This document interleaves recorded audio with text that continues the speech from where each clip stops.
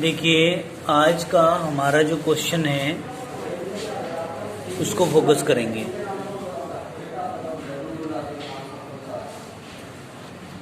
थोड़ा सा पेपर को सेट करते हैं। बताइए बेटे, क्या है क्वेश्चन नंबर 13।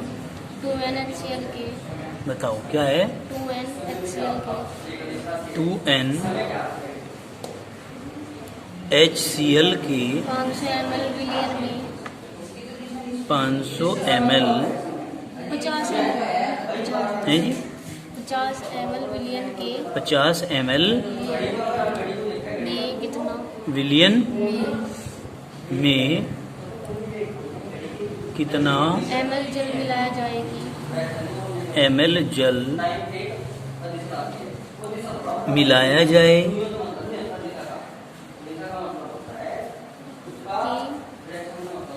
कि विलियन की विलियन की नॉर्मलता। n बताओ। विलियन की नॉर्मलता n/10 हो जाए। ठीक है, ये है आपका क्वेश्चन। अब इस क्वेश्चन के आधार पे हमें चलना है। हमारे यहाँ वैल्यू क्या क्या दी हुई है, उन चीज़ों को ध्यान करना है। देखो यहाँ 2 नॉर्मल यानी कि n1 की वैल्यू कितनी है 2, ठीक है जी। और n2 की वैल्यू कितनी दे दी यहाँ पर 1/10। ये नॉर्मलता विलियन की नॉर्मलता है, ये विले की नॉर्मलता है। अब आपने कहा कि 2 नॉर्मल HCl के, ये तो विले हो गया। अब इसने कहा कि 50 ml विलियन में, ये V1 की वैल्यू होगी 50 ml। इसने कहा कितने ml जल मिलाया जाए, यानी कि V2 का मान निकलवा रहा है आपका कि नॉर्मलता इतनी हो जाए। तो आप फॉर्मूला क्या रखेंगे भाई, N1 गुना V1 बराबर N2 गुना V2। तो बेटे इसमें फॉर्मूले में मान रख दो सारे के सारे। N1 की वैल्यू 2 गुना V1 की वैल्यू 50 बराबर N2 की वैल्यू 1/10 गुना V2 की वैल्यू जो कि 2। तो V2 का मान हमें निकालना है। V2 का मान जब हम निकालेंगे 2 गुना 50 गुना 10 कर देंगे, 2 गुना 50 गुना 10। तो बराबर क्या आ जाएगा, 50 दूनी 100 और 100 दाम 1000। तो 1000 ml आ गया ये आंसर। तो लेकिन आप कह रहे हैं क्या, आप कह रहे हैं कि विलियन में कितने ml जल मिलाया जाए। ये विले का था 50 ml, ठीक है नहीं। तो आप क्या करेंगे बताओ, ये विलियन का आ गया, ये विलियन की मात्रा आ गई। तो आप क्या कह रहे हो, जल की मतलब विलायक की मात्रा बराबर क्या होता है बेटे, विलियन की मात्रा माइनस तनु विलियन की मात्रा विले की मात्रा। छोड़ दो उसे बात, यहाँ ध्यान करो। जल की मात्रा निकालनी ना, हमें कितना ml जल मिलाया जाए। तो हमने क्या करना है, विलियन की मात्रा ये आ गई, विले की मात्रा ये दे रखी थी आपकी। तो हमने क्या करा, विलियन की मात्रा 1000 माइनस विले की मात्रा कितनी है। अब हम क्या करेंगे, विलियन की मात्रा 1000 है माइनस विले की मात्रा कितनी है बेटे हमारी, विले की मात्रा दे रखी 50 ml। तो हम यहाँ क्या कर देंगे 50 बराबर कितना आ जाएगा 950 ml। बताओ इतनी बात समझ में आई क्या, कोई दिक्कत है। अब नया क्वेश्चन बोल लो आपका क्या है।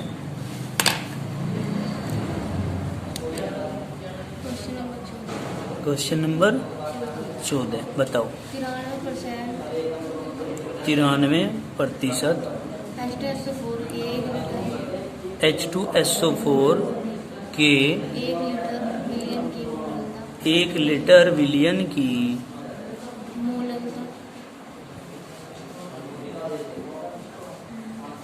मोललता की गणना कीजिए।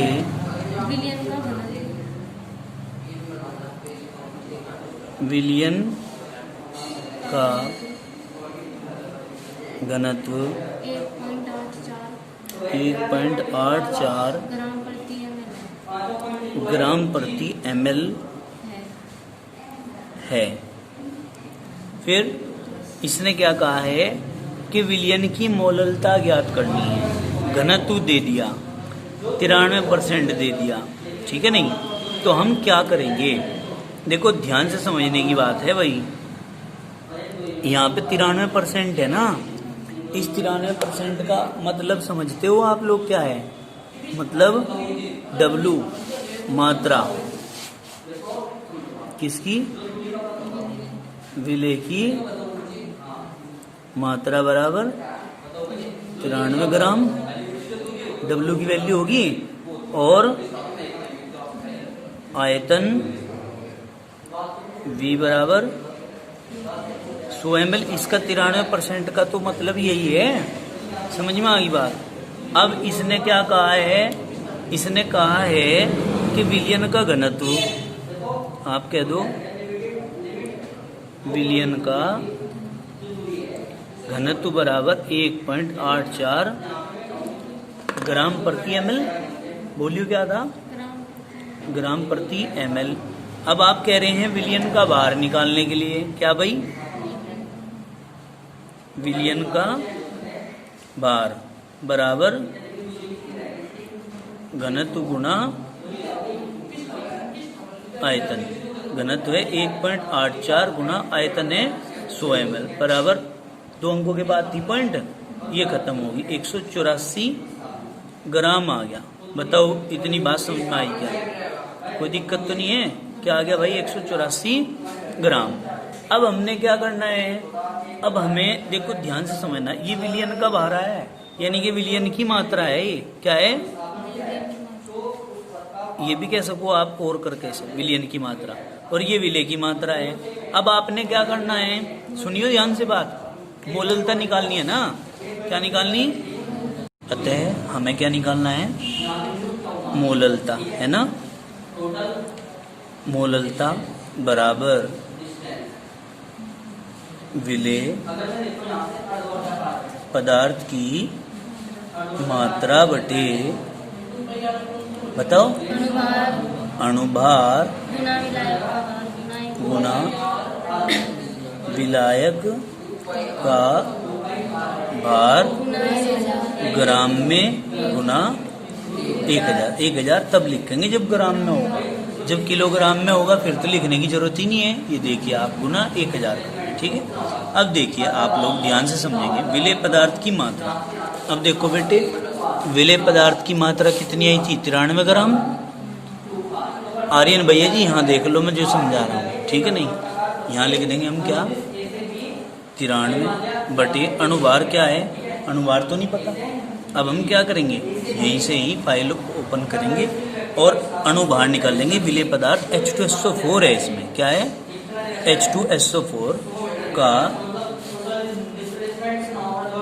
अणुभार 2 गुना हाइड्रोजन का 1 होता है, प्लस सल्फर का 32 होता है, प्लस 4 गुना ऑक्सीजन का 16 होता है। 2 प्लस 32 प्लस 16 चौका 64, 4 और 2 6 और 2 8, 6 और 3 9, 98 आ गए बेटे। तो यहाँ क्या रख देंगे हम? अणुभार 98 गुना विलायक का भार है आपके पास? नहीं है ना। तो विलायक का भार निकालने के लिए हम क्या करेंगे? यहीं कहीं फाइल खोल लेंगे, यहाँ फाइल खोल लेंगे, क्या? विलायक का भार बराबर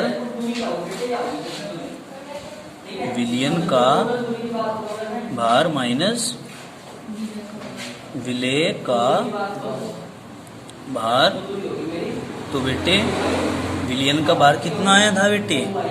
देखो यहाँ ध्यान से सुनो, विलयन का भार आया था 184 और विलय का कितना है? 93। तो हम क्या करेंगे यहाँ पे? 184 माइनस 93 बराबर कितना आया? घटा के 91 आया क्या? देखिए जरा, 91 है क्या? तो हम क्या करेंगे भाई?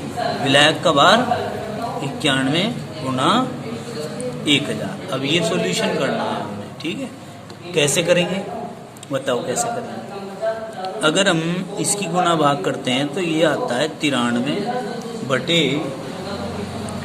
इसकी और इसकी गुना करते हैं तो हमारे पास आता है 8908 गुना ये 1000 है।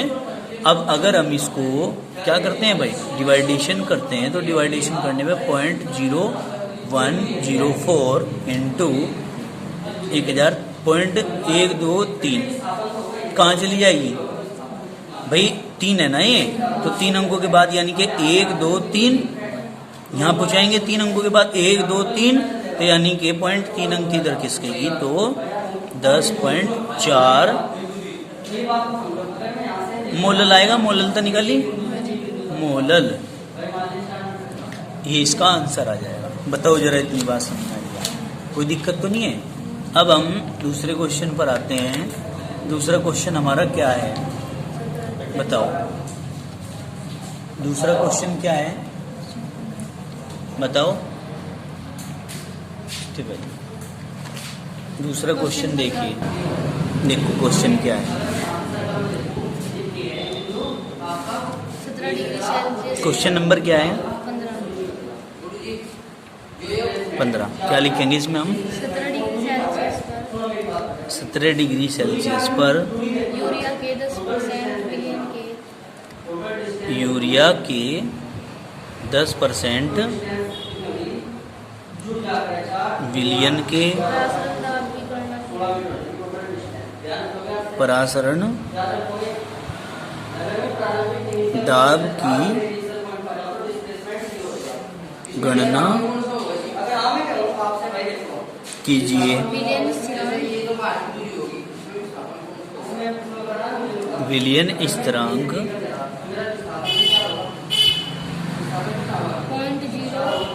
0.0821 लीटर वायुमंडल प्रति मोल ओ केल्विन, ठीक है, केल्विन का अनुभार कितना है 60 है। ठीक है बेटे, अब क्या करेंगे हम, कैसे सॉल्यूशन करेंगे इसका। देखो सबसे पहले इसने ये पूछा कि हमारे से पूछा क्या है और क्या हमें करना है, ठीक है नहीं। देखो भाई सब ध्यान लगाइए, 17 डिग्री सेंटीग्रेड मतलब T बराबर 17 डिग्री सेंटीग्रेड 17 प्लस 273 बराबर कितना 200 केल्विन आ गया। अब 10% का मतलब W बराबर 10 और V बराबर 100, यही तो है मधु, समझ में नहीं आ रहा। W बराबर 10 और V बराबर 100। फिर क्या कहा हमने, विलियन के परासरण दाब की गणना कीजिए, यानी कि P बराबर हमें फाइंड आउट करना है और K की वैल्यू कितनी दे रखी 0.0821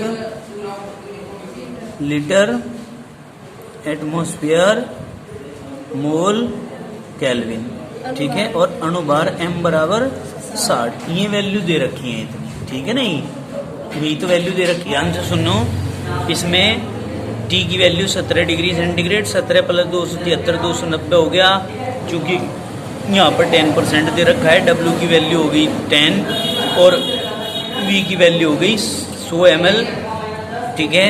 P की वैल्यू ज्ञात करनी है और K की वैल्यू ये दी गई है यहाँ पर, और अणुभार भी इसमें M बराबर 60 दे रखा है। तो यहाँ पर हम क्या करेंगे, V की वैल्यू को चेंज करेंगे।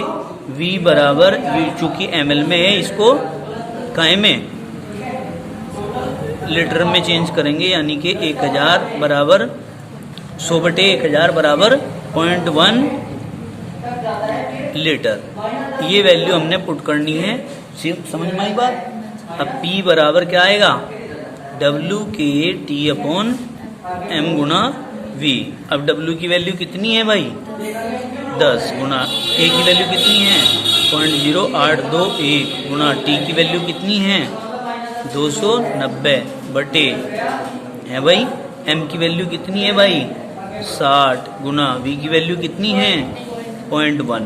अब हमें इसको सॉल्यूशन देना है बस, और कुछ नहीं करना है। अब क्या करेंगे भाई, हम सीधे सीधे यहाँ से पॉइंट हटाते हैं 1 2 3 4, 1 2 3 4 अंकों के बाद 3 पॉइंट, यहाँ से पॉइंट हटाते हैं, ये लगा दी जीरो, कोई दिक्कत तो नहीं है।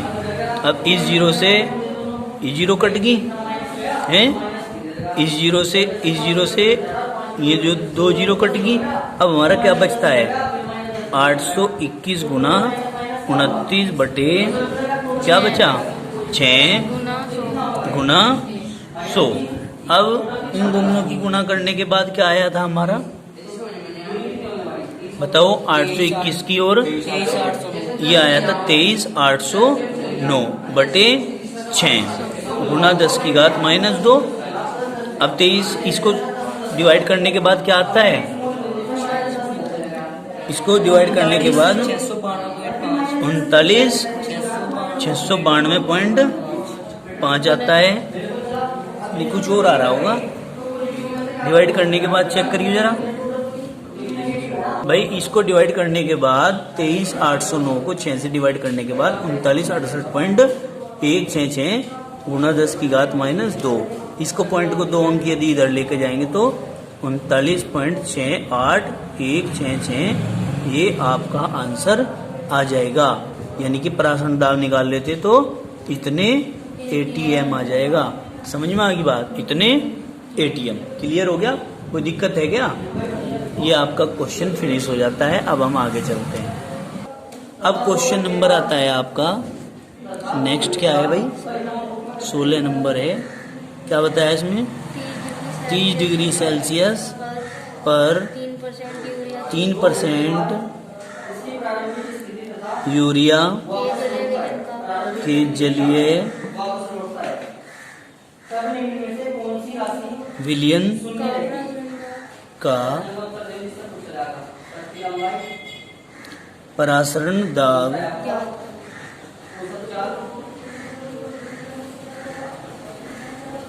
ज्ञात करो।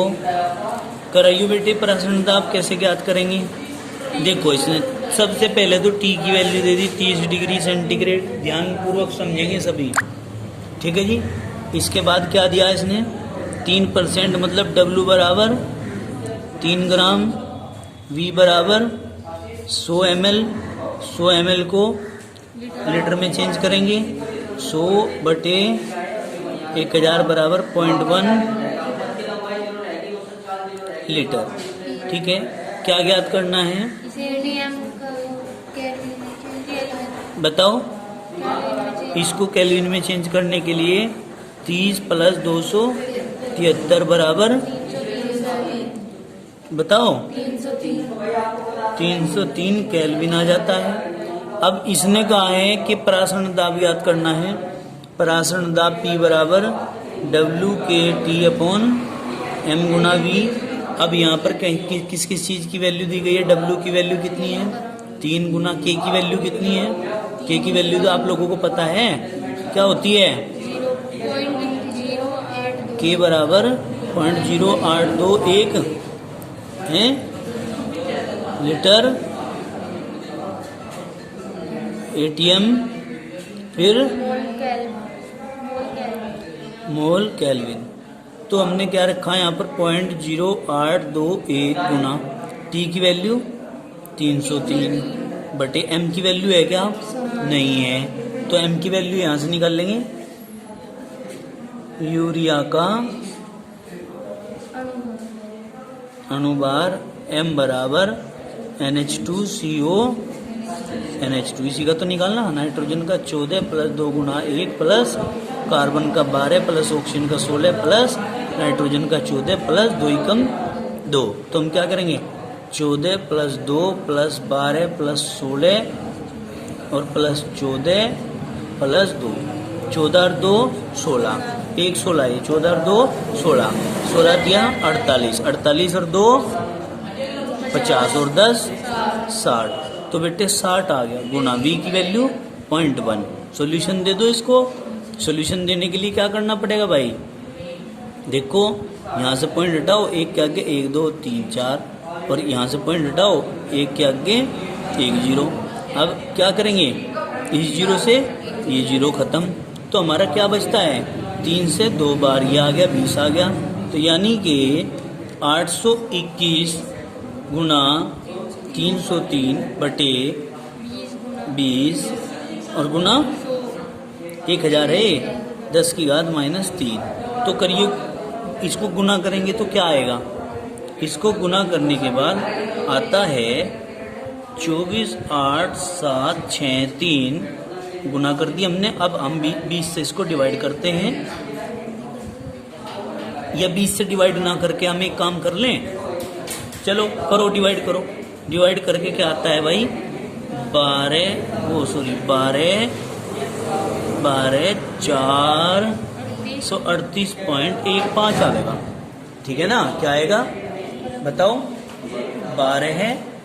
438.15 आएगा। और गुना 10 की घात -3 भी तो थी, गुना 10 की घात -3 आएगा। 3 अंक किधर किसका हो? तो क्या आएगा? 12.438115। ये आपका आंसर आ जाएगा, इतने ATM। बताइए इतनी बात। इसके बाद स्टार्ट करते हैं क्वेश्चन नंबर 17। बताइए। एक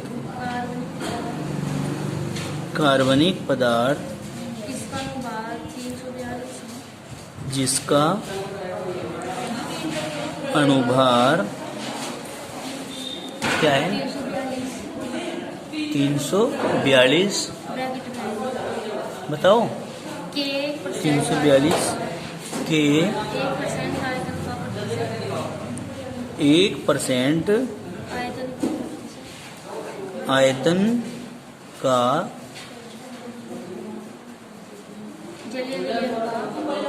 प्रतिशत जलीय विलयन का 27 डिग्री सेल्सियस पर परासरण दाब 546.7 mm है। ये यहाँ देखो mm ज्ञात किया गया है।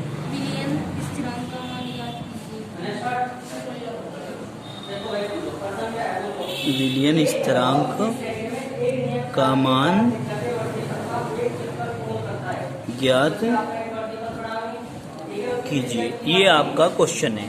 अब इस क्वेश्चन में कुछ लॉजिकल चीजें हैं, उनको देखना है। ठीक है ना? सबसे आसान तरीका होता है कि प्रश्न के अंदर फॉर्मूला कौन सा लगेगा और फॉर्मूले में मात्रक कौन से आएंगे। जो मात्रक आएंगे उसी के अनुसार हमें राशि को चेंज करना है। ठीक है जी? देखो यहाँ एक कार्बनिक पदार्थ जिसका अणुभार 342 है, यानी कि m की वैल्यू कितनी है? 342। 1% आयतन, यानी कि W का मान कितना है? 1 ग्राम। V का मान कितना है? 100 ml। 1% का मतलब क्या होता है? 1% का मतलब होता है कि 100 ml में 1 ग्राम घुला हुआ, तो 1%। समझ में आई बात? 100 ml में 1 ग्राम घुला हुआ है तो माना जाएगा 1%। समझ गए? फिर क्या करेंगे भाई? आयतन प्रतिशत जलीय विलयन का 27 डिग्री सेंटीग्रेड पर, मतलब T बराबर 27 डिग्री सेंटीग्रेड, यानी कि 27 + 273 बराबर कितना? 300 केल्विन। तो बेटे फिर इसके बाद इन्होंने कहा कि परासरण दाब यानी कि P बराबर कितना? 540.7 mm। अब देखो, अब क्या निकालना है? विलयन स्थिरांक निकालना। तो विलयन स्थिरांक निकालना तो उसमें लीटर वायुमंडल लिखा जा। लीटर वायुमंडल के लिए पहले तो ये ml में है, इसे लीटर में चेंज करो, यानी कि 100/1000 बराबर कितना आ गया? 0.1 लीटर। ये mm में है, इसे वायुमंडल में चेंज करो। वायुमंडल में चेंज करने के लिए इसे 540.7/760, क्योंकि एक वायुमंडल बराबर, यहाँ लिखेंगे चूंकि एक ATM बराबर 760 mm। तो अगर 760 से हम इसको भाग कर देंगे तो ये कहीं में आ जाएगा? ATM में लिखेंगे अभी से। ठीक है? बाकी तो कोई दिक्कत नहीं है। फिर इसने कहा अणुभार इसने दे ही रखा है, निकालने की जरूरत नहीं है। M की वैल्यू कहाँ है? ये रही। अब हमें कह रहा है कि विलियन स्थिरांक का मान ज्ञात करना, यानी कि फॉर्मूला है हमारा क्या, बताओ फॉर्मूला क्या है भाई। फॉर्मूला है P बराबर WKT अपॉन M गुना V। अब K की वैल्यू निकालनी है तो K बराबर PVM बटे WT। अब भाई बेटे P की वैल्यू कितनी है, P की वैल्यू बताओ कितनी है, देखो यहाँ P की वैल्यू कितनी है 540.7 बटे 760। यहाँ लिखेंगे 540.7 बटे 760 गुना V की वैल्यू कितनी आई थी 0.1 लीटर गुना M की वैल्यू कितनी आई थी 342 बटे T की वैल्यू कितनी आई थी 300। आगे समझो भाई, पॉइंट हटाओ यहाँ 0 लगाओ, पॉइंट हटाओ 1 0 यहाँ लगाओ। क्लियर होगी बात। अब क्या करेंगे, अब इसका सॉल्यूशन कैसे देंगे, बात समझने की है। अब हम इसको ऐसे कर लूँ मैं, इसको 540.67 गुना 342 बटे 76 गुना 3 और गुना 1 2 3 4 और 1 5 10 की घात -5। ठीक है, फिर बाद में घात को सेट कर लिया करें। अब देखो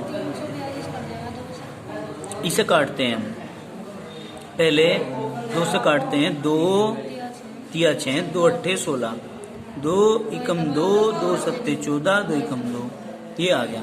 तो हमारा क्या आ जाता है बेटे, ये आ गया। अब इसे काटते हैं यदि 3 से तो देख लेते हैं, काट के एक बार 3 एकम 3 2 इधर चला गया, 3 अट्ठे 24 171 3 से कट रहा है। कैसे काटेंगे देखो, 3 हाँ ये कट जाता है, यानी कि इसको काटेंगे हम। चलो अगले स्टेप में काट दें। अरे नहीं, 5467 गुना 171 बटे 38 गुना 3 से इसे काटते हैं। 3 पंजे 15 2 चले गए इधर तो 3 सत्ते 21, तो ये आ गया आपका गुना 10 की घात -5। तो यहीं के यहीं सोल्व करते हैं, करियो भाई गुना, इसकी गुना करते हैं तो क्या आता है 5467 गुना 57, 5467 गुना 57 की गुना करके आ जाएगा 57 4, ये आ जाएगा हमारा 311 619 बटे 38 और गुना 10 की घात -5। अब 38 से इसको डिवाइड करते हैं, तो डिवाइड करने के बाद क्या आएगा हमारा, डिवाइड करने के बाद बेटे आंसर आता है आपका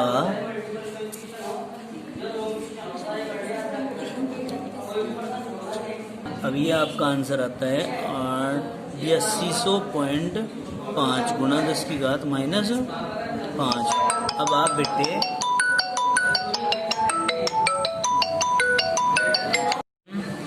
1 ग्राम के 45 ग्राम प्रति लीटर घोल का 1 ग्राम के 45 ग्राम प्रति लीटर पदार्थ के 45 ग्राम प्रति लीटर 20 डिग्री सेल्सियस पर घोल का 20 डिग्री सेल्सियस पर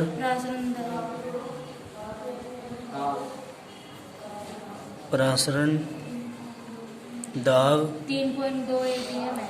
3.2 ATM है। विलियन स्थिरांक का मान क्या है? विलियन स्थिरांक का मान ज्ञात करो। यदि अणुभार 342 हो, ये तो बोल दिया दिखे है। अच्छा और आगे तो क्या करेंगे हम इसमें, हमारे पास देखो वैल्यू कहीं कहीं की दी 1 ग्राम W बराबर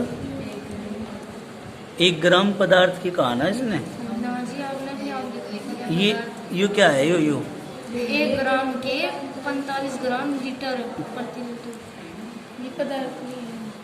1 सेकंड, वो तो कोई दिक्कत नहीं है। ये यहाँ पे हम लिखेंगे, ये लिखो किसी पदार्थ के, ये लिखेंगे हम किसी पदार्थ के, है ना। तो 45 ग्राम प्रति लीटर, W बराबर 45 ग्राम प्रति लीटर, V बराबर प्रति लीटर दे दिया तो 1 लीटर मान लेंगे, आगे समझ में। और 20 डिग्री सेंटीग्रेड मतलब T बराबर 20 डिग्री सेंटीग्रेड, तो 20 प्लस 273 बराबर 293 केल्विन, ये हो गया। अच्छा, इसके बाद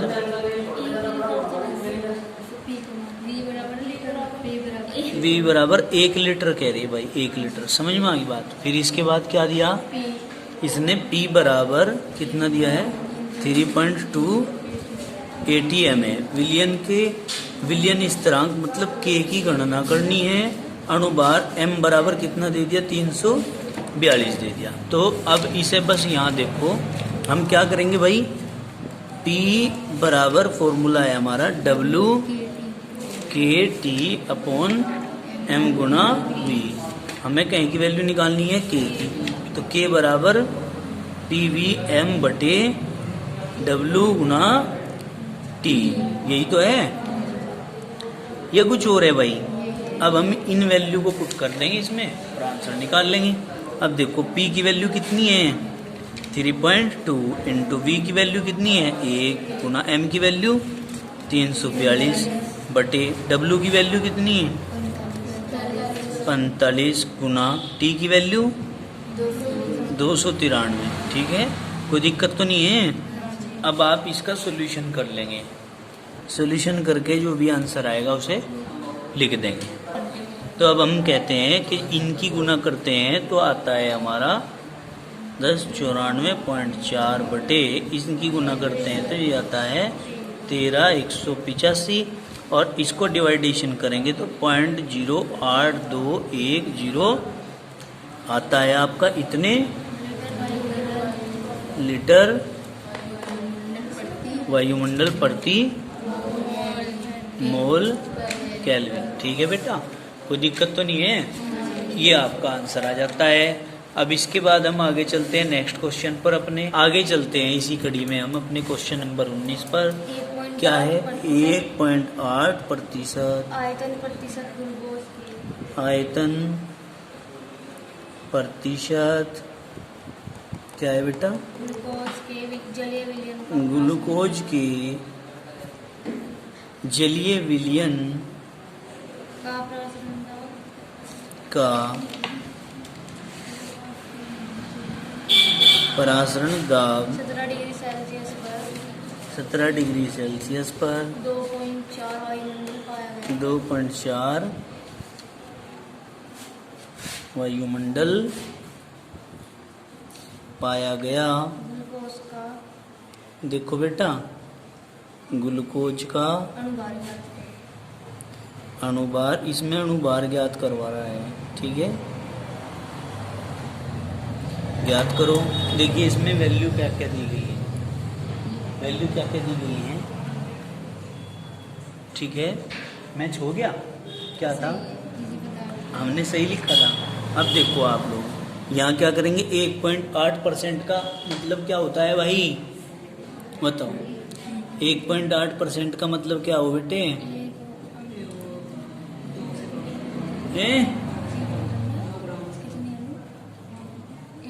अरे भाई मूर्खो, यहाँ देखो 1.8 का मतलब क्या है परसेंट का, W बराबर 1.8 ग्राम और V बराबर 100 ml और इसे लीटर में चेंज कर लो, क्या आ जाएगा 100 बटे 1000 बराबर 0.1 लीटर। कहाँ उद्धार होगा आप लोगों को, कहाँ जाओगे आप लोग।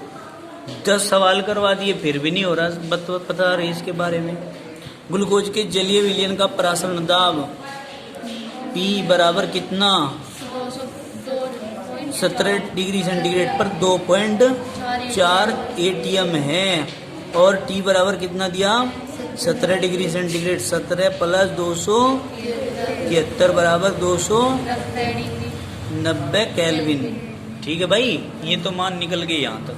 ग्लूकोज का अणुभार निकालना, M का वैल्यू निकालनी। क्या करेंगे बताओ? P बराबर WKT अपॉन M गुणा V। M की वैल्यू निकालनी है तो M बराबर WKT अपॉन P गुणा V। ये वैल्यू पुट करो इसमें। W की वैल्यू कितनी बेटे 1.8 गुणा K की वैल्यू तो कंफर्म है 0.821 गुणा T की वैल्यू कितनी है 290 बटे M की वैल्यू कितनी है? हाँ P की वैल्यू आई P की 2.4 गुणा V की 0.1। तो मैं क्या कर सकता हूँ, इस पॉइंट से पॉइंट उड़ा देता हूँ, इस पॉइंट को उड़ाता हूँ, यहाँ 0 लगाता हूँ, यहाँ से पॉइंट हटाता हूँ, 1 2 3 4 0 लगाता हूँ, 2 0 से 2 0 उड़ाता हूँ, बच गया क्या 18 गुणा 821 गुणा 29 बटे 24 गुणा 100। तो मैं क्या करता हूँ, मैं 6 या 18 और 6 चौक 24 कर देता हूँ।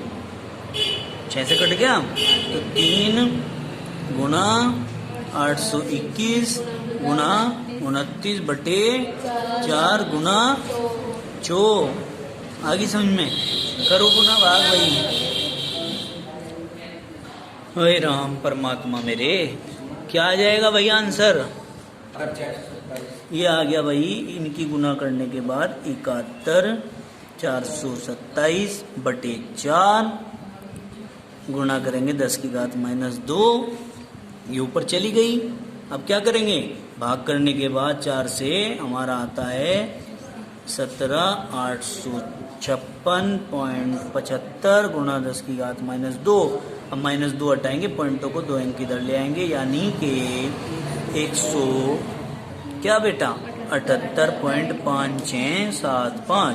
ये इतना आता है। कहीं का मान आया ये तो ग्राम का मान आ गए, ग्राम में आ गए। M है ना ये,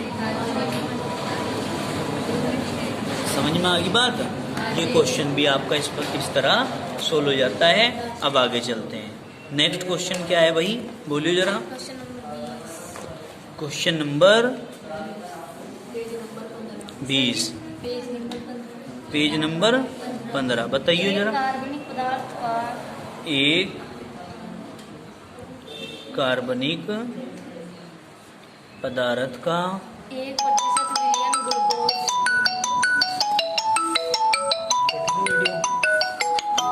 देखिए अब आप कह रहे हैं क्वेश्चन नंबर 20 है, एक कार्बनिक पदार्थ का 1%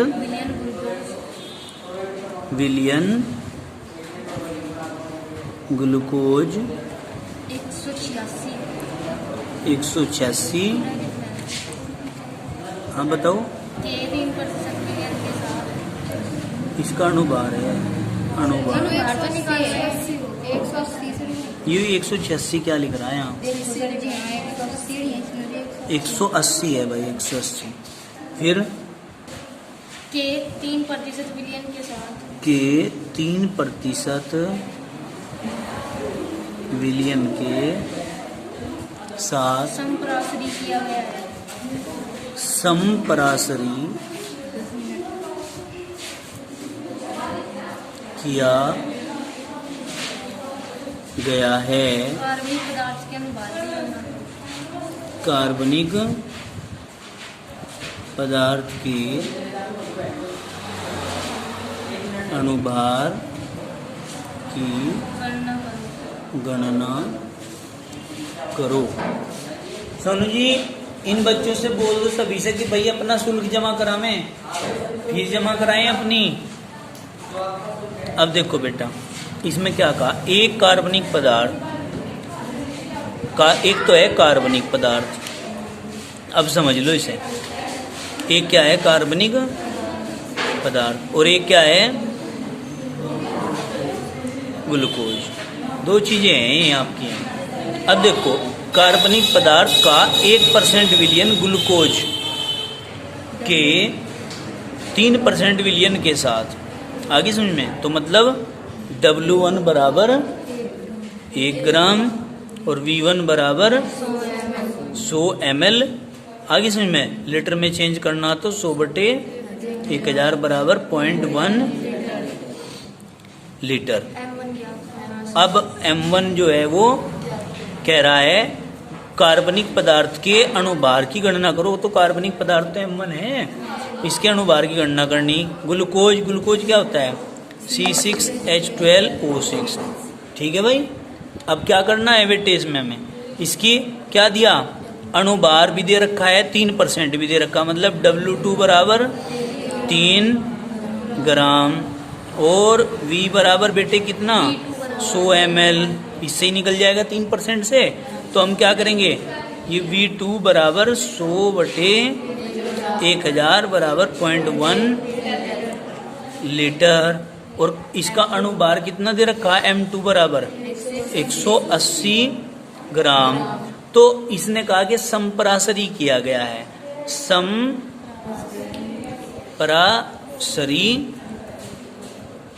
विलयनों के लिए, समपरासरी विलयनों के लिए C1 बराबर C2 और C की वैल्यू क्या होती है आपको पता है, चूंकि C बराबर क्या होता है N/V। तो यहाँ क्या करेंगे, N1/V1 बराबर N2/V2। अब आपको पता ही है चूंकि N बराबर क्या हो, W/M, W/M होता है N बराबर। तो हम क्या करेंगे, ये वैल्यू उठा के यहाँ रख देंगे, यानी कि यहाँ पे W1/M1 गुना V1 बराबर W2/M2 गुना V2। ये वैल्यू रखते हैं हम इसमें सारी की सारी।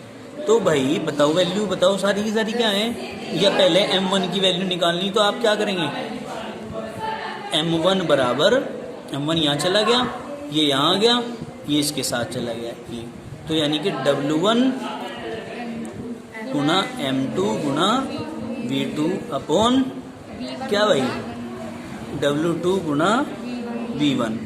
ये वैल्यू रखेंगे सारी की सारी। W1 की वैल्यू कितनी है, 1 गुना M2 की वैल्यू कितनी है, 180 गुना V2 की वैल्यू कितनी है, 0.1 बटे W2 की वैल्यू कितनी है, 3 गुना, और V1 की वैल्यू कितनी है, 0.1 से तो 0.1 कट गया, 3 छंग 18, यानी कि M1 बराबर 60 आ गया आपका। इतने ग्राम, देखिए यही है क्या आंसर, कोई दिक्कत तो नहीं है। तो इस प्रकार आज आपके विलियन चैप्टर के न्यूमेरिकल फिनिश हो गए हैं।